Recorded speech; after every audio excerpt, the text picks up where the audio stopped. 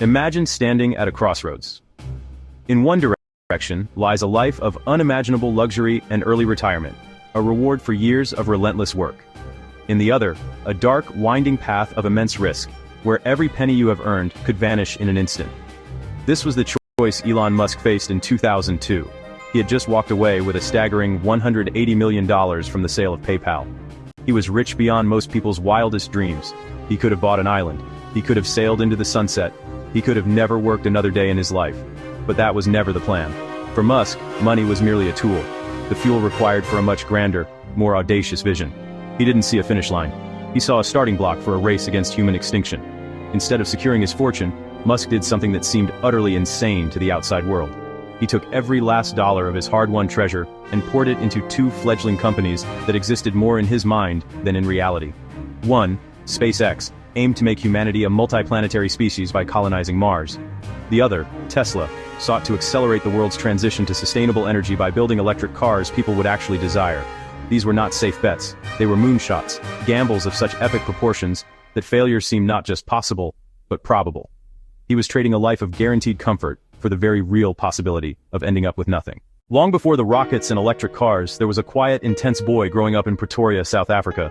Elon Musk's childhood was far from idyllic. It was marked by a sense of isolation and relentless adversity.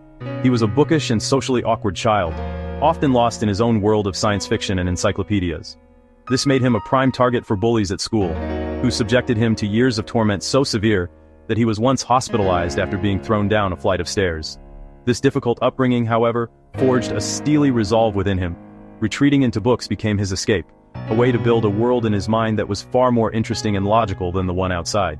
His true solace, and the first glimmer of his future path, came in the form of a computer.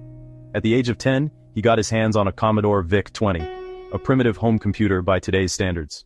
While other kids were playing games, driven by a powerful ambition that South Africa could no longer contain, Elon Musk set his sights on America.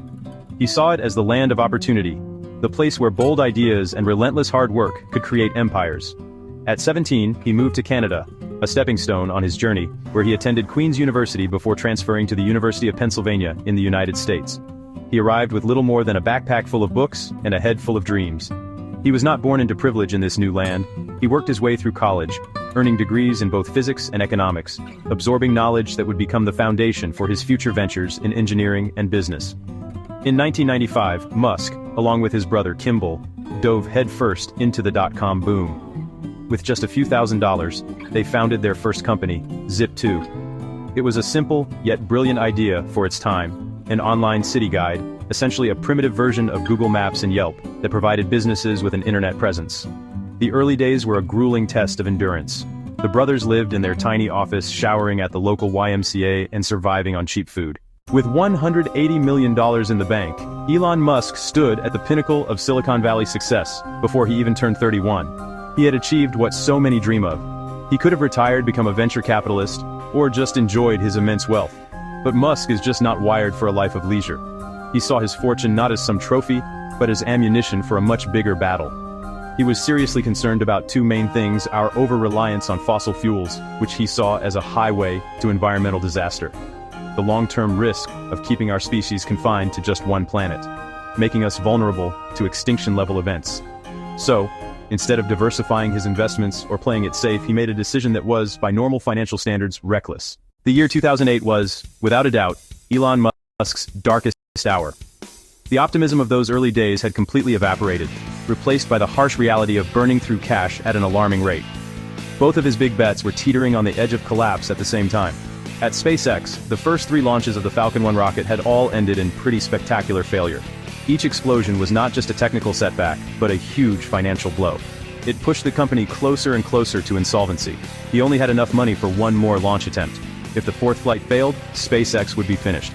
The dream of Mars would die in a fireball over the Pacific Ocean, along with the last of his PayPal fortune. Meanwhile, Tesla was in a total death spiral. The development of its first car, the Roadster, was plagued by massive cost overruns and production delays.